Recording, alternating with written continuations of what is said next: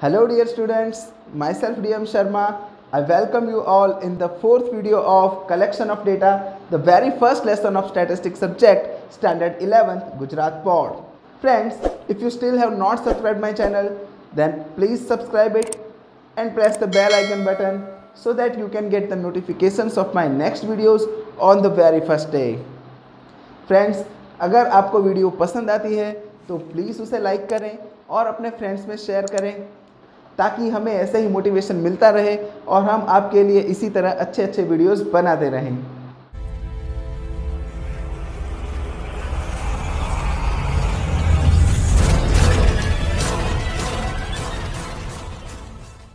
Friends, in the last video we have studied the characteristics of an ideal questionnaire. Today we will study the ways of collecting information from questionnaire method. In this we will see two ways, by post and by enumerator. Along with that we will see selection of method of inquiry mainly depends on what aspects. So without wasting time, let's start. So friends, our today's first topic is ways of collecting information by questionnaire. So there are two ways, first by post and by enumerator. So we will see one by one. So the first way, questionnaire by post. After preparing an ideal questionnaire, it is dispatched by post to respondents from whom the information is to be collected, along with a request to complete and return it in a given period of time. Therefore, it is necessary to send a blank envelope along with the questionnaire.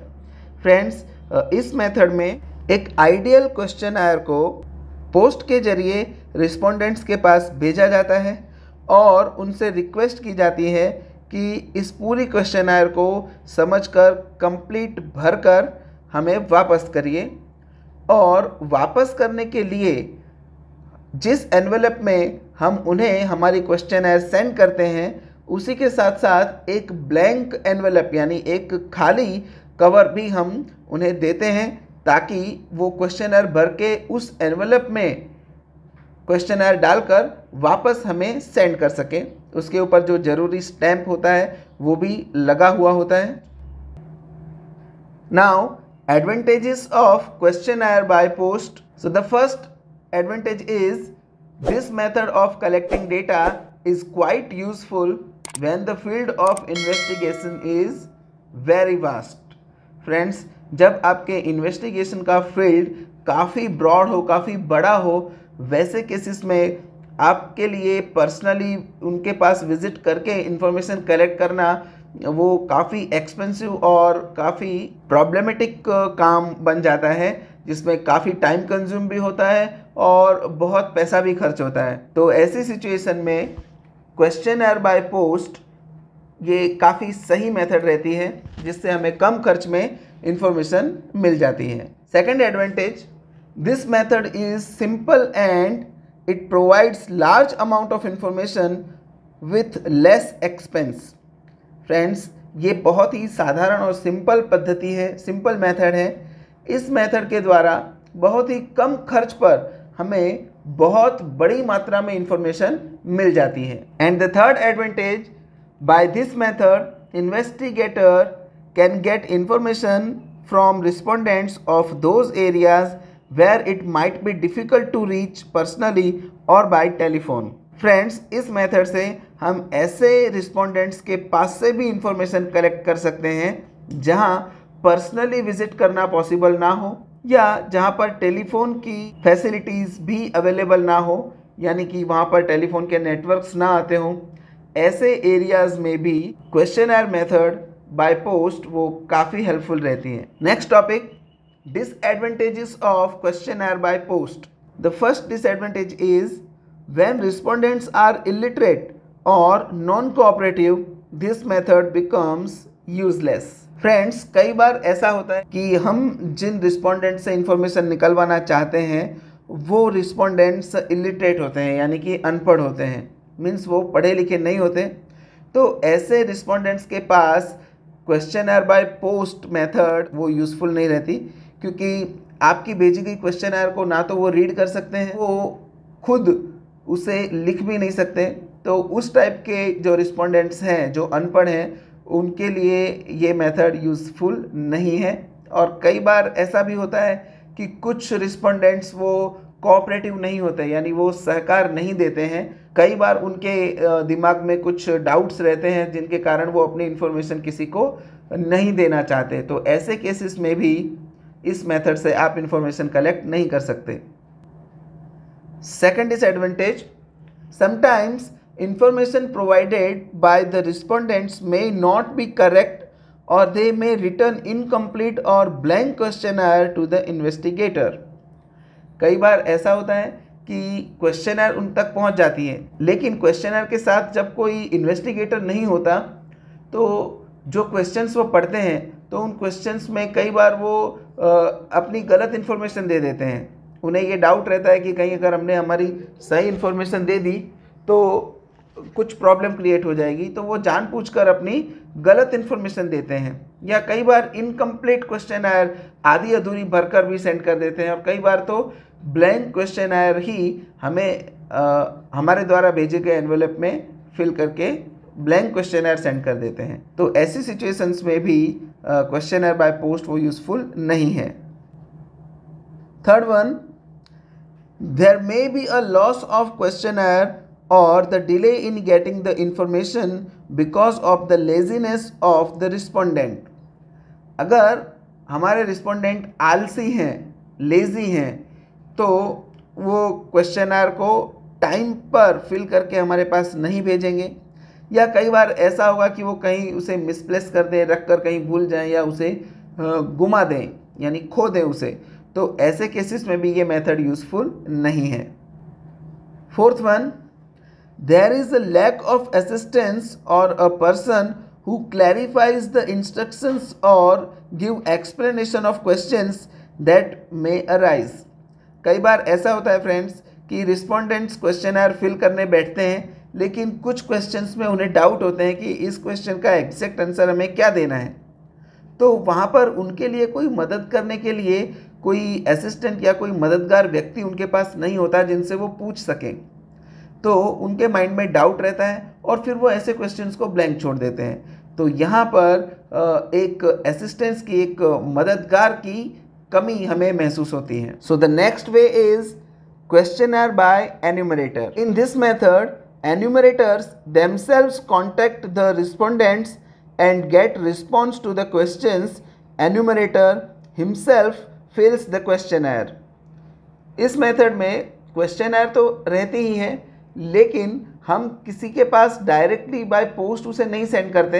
हमारे द्वारा कोई भेजा गया enumerator खुद questionnaire लेकर उनके पास जाता है और उनसे क्वेश्चंस करके उन्हें अच्छे से क्लैरिफिकेशन देकर, समझाकर उनसे इंफॉर्मेशन कलेक्ट करता है और क्वेश्चनर को खुद ही फिल करता है।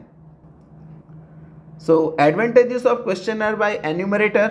The first one, the complete, correct and more relevant information can be obtained from the respondents by selecting proper enumerator। इस मेथड से अगर हम एक प्रॉपर एन्यूमरेटर, एक स्किलफुल एन्यूमरेटर अगर हम सेंड करते हैं तो रिस्पोंडेंट से कंप्लीट यानी पूरी और भरोसेमंद इंफॉर्मेशन कलेक्ट कराई जा सकती है। Second, enumerator can get proper information by giving proper explanation to the respondents who are illiterate or not cooperative। यानी कुछ ऐसे रिस्पोंडेंट्स जो पढ़े लिखे नहीं हैं, तो उन्हें हमारी क्वेश्चनर का प्रॉपर एक्सप्लेनेशन देकर उनके सारे डाउट्स दूर करके उनसे कंप्लीट इन्फॉर्मेशन निकलवाई जा सकती है। और जो नॉन कोऑपरेटिव पर्सन्स हैं उन्हें भी अच्छा प्रॉपर एक्सप्लेनेशन देकर हम उनके डाउट्स दूर करके उनसे भी इंफॉर्मेशन निकलवा सकते हैं। Third one, in this method there is no problem of loss questionnaire और incomplete answer to the questions. इस मेथड में क्वेश्चनर खो जाने का कोई डर नहीं रहता, क्योंकि हमारा एन्यूमरेटर खुद क्वेश्चनर लेकर रिस्पोंडेंट्स के पास पहुंचता है और खुद ही उसे फिल करता है। तो ना तो खो जाने का डर रहता है और ना ही इनकम्प्लीट रहने का डर रहता है। And fourth, the information obtained is more reliable. इस तरीके से जो इंफॉर्मेशन कलेक्ट की जाती है वो ज़्यादा भरोसेमंद होती है। Now disadvantages of questionnaire by post enumerator. So the first point is sometimes it is quite difficult to get expert enumerators in sufficient number। तो फ्रेंड्स यहाँ हमें क्वेश्चनर के साथ साथ एन्यूमरेटर्स को भी भेजना होता है। तो अगर हमारा फील्ड काफ़ी बड़ा हो तो नंबर ऑफ एन्यूमरेटर्स हमें चाहिए। तो इस काम के लिए एक्सपर्ट एन्यूमरेटर्स सफिशिएंट नंबर में मिल पाना थोड़ा मुश्किल काम रहता है। Second point, due to large number of enumerators the remuneration paid to enumerators increases the total cost of inquiry। इस मेथड में अगर इंक्वायरी की फील्ड बड़ी हो तो हमें एन्यूमरेटर्स ज़्यादा चाहिए, तो हर एक एन्यूमरेटर्स को उनका रेम्यूनरेशन यानी उनका वेतन देने से हमारी इंक्वायरी की जो टोटल लागत है, टोटल कॉस्ट है, वो बढ़ जाती है। Third point, it is difficult task to train the untrained enumerators. तो ये ज़रूरी नहीं है फ्रेंड्स कि हर बार हमें ट्रेंड और एक्सपीरियंस्ड एन्यूमरेटर हमारी फील्ड के लिए मिल जाए। तो कई बार हमें फ्रेशर एन्यूमरेटर्स भी मिलते हैं जो एकदम फ्रेशर्स हैं, जिन्हें कोई एक्सपीरियंस नहीं है, तो हमें उन्हें ट्रेनिंग देनी पड़ती है। तो उन्हें हमारी पर्टिकुलर इंक्वायरी के लिए ट्रेन करना कई बार थोड़ा सा डिफ़िकल्ट हो जाता है। Fourth one, even after training it is not proper to believe that they will work skillfully, honestly और efficiently। फ्रेंड्स, अगर हम किसी फ्रेशर एन्यूमरेटर को ट्रेनिंग भी दे दें तो भी इस बात की कोई गारंटी नहीं है कि वो स्किलफुल्ली अपना काम करेंगे, प्रामाणिकता से अपना काम करेंगे और अपनी पूरी एफिशिएंसी यानी अपनी पूरी कार्यक्षमता से अपना काम करेंगे। Fifth, this method becomes unsuitable when the respondents are spread over a wide area. अगर हमारे रिस्पोंडेंट्स काफ़ी बड़े एरिया में दूर दूर तक अगर फैले हुए हों तो ये मेथड सूटेबल नहीं रहती, क्योंकि दूर दूर तक जाने में ट्रैवलिंग में ही काफ़ी टाइम चला जाता है, तो टाइम और पैसा दोनों काफ़ी ज़्यादा कंज्यूम हो जाते हैं, तो ये मेथड सूटेबल नहीं रहती। Six point, enumerators have to adjust with the convenient time of respondents और sometimes enumerators have to visit 2 or 3 times to the same respondent। Friends, हमें लोगों के पास से इंफॉर्मेशन देनी है तो हमें उनके कन्वीनियंट टाइम पर उनके पास मिलने जाना होगा। कई बार ऐसा भी होता है कि रिस्पोंडेंट हमें कोई टाइम देते हैं और हम उनके पास उसी टाइम पर पहुंचते हैं, लेकिन फिर भी वो हमें नहीं मिलते। तो एक जगह से इंफॉर्मेशन कलेक्ट करने के लिए हमें 2 से 3 बार विजिट लेनी पड़ती है, तो ये काफ़ी टाइम कंज्यूमिंग और एक्सपेंसिव मेथड बन जाती हैं। The next topic, aspects of selection of a method of inquiry. Friends, हमने इंक्वायरी की 3 मेथड्स देखी, direct method, indirect method and method of questionnaire. तो कौन सी मेथड हमारे लिए सूटेबल है, ये जानने के लिए कौन से एस्पेक्ट्स हमें ध्यान में लेने चाहिए, ये हम समझेंगे। So the first aspect is spread of the area under inquiry, यानी हम जिस एरिया में इंक्वायरी करने के लिए जा रहे हैं वो एरिया कहाँ कहाँ तक स्प्रेड हुआ है, कहाँ कहाँ तक फैला हुआ है। अगर छोटा एरिया है तो डायरेक्ट इंक्वायरी वो ज़्यादा यूज़फुल रहेगी, अगर बहुत ज़्यादा बड़ा एरिया है तो इनडायरेक्ट इंक्वायरी या method of questionnaire by post वो एक कन्वीनियंट मेथड हो सकती है। Second point, the purpose of inquiry. आपका इंक्वायरी का पर्पस क्या है। अगर आपका पर्पस नॉर्मल है तो आप कोई भी सिंपल मेथड या इनडायरेक्ट इंक्वायरी मेथड को भी यूज़ कर सकते हैं, लेकिन अगर आपका पर्पस काफ़ी स्ट्रिक्ट और कॉन्फिडेंशियल है तो आपको पर्सनल विजिट लेकर इंफॉर्मेशन कलेक्ट करनी चाहिए। तो ऐसे केसेस में डायरेक्ट इंक्वायरी वो ज़्यादा यूज़फुल रहती है। Third one, the monetary provision, यानी आपका बजट, पैसे आपके पास अगर अच्छे खासे हो, आपके पास अच्छा बजट हो, तो आप खुद के एन्यूमरेटर्स अपॉइंट करके डायरेक्ट इंक्वायरी के थ्रू भी इंफॉर्मेशन कलेक्ट कर सकते हैं। और आपका बजट अगर कम हो तो आप फिर से क्वेश्चनर मेथड से जा सकते हैं।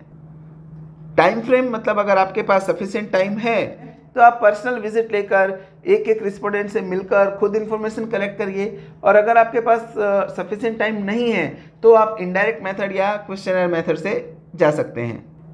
Fifth one, possibility of getting expert enumerators. Friends, अगर आपके पास एक्सपर्ट एन्यूमरेटर्स की कमी है या एक्सपर्ट एन्यूमरेटर्स नहीं है तो आप इनडायरेक्ट इंक्वायरी की मेथड चूज़ कर सकते हैं, क्योंकि वहाँ पर आप जिस संस्था को सिलेक्ट करते हैं उसके पास एक्सपर्ट एन्यूमरेटर्स होते हैं।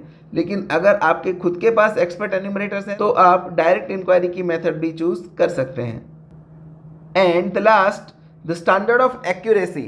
फ्रेंड्स, इंफॉर्मेशन की एक्यूरेसी का स्टैंडर्ड आपको कैसा चाहिए? अगर आपको बहुत ही रिलेवेंट और एक्यूरेट इंफॉर्मेशन चाहिए तो आपको डायरेक्ट इंक्वायरी सिलेक्ट करनी चाहिए, और अगर आप एक्यूरेसी से कॉम्प्रोमाइज़ कर सकते हो तो फिर आप इनडायरेक्ट इंक्वायरी या क्वेश्चनर मेथड से आप इंफॉर्मेशन कलेक्ट कर सकते हैं।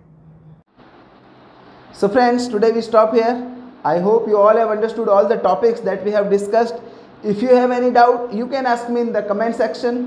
और अगर आपको वीडियो पसंद आई है तो प्लीज़ उसे लाइक करें, शेयर करें और कमेंट्स के जरिए अपने सजेशंस दें, ताकि हमें आपके सजेशंस मिलें और हम अपने आप को और बेहतर बना सकें। In the next video, we will see the sources of secondary data. Till then, keep study and stay at home. Goodbye.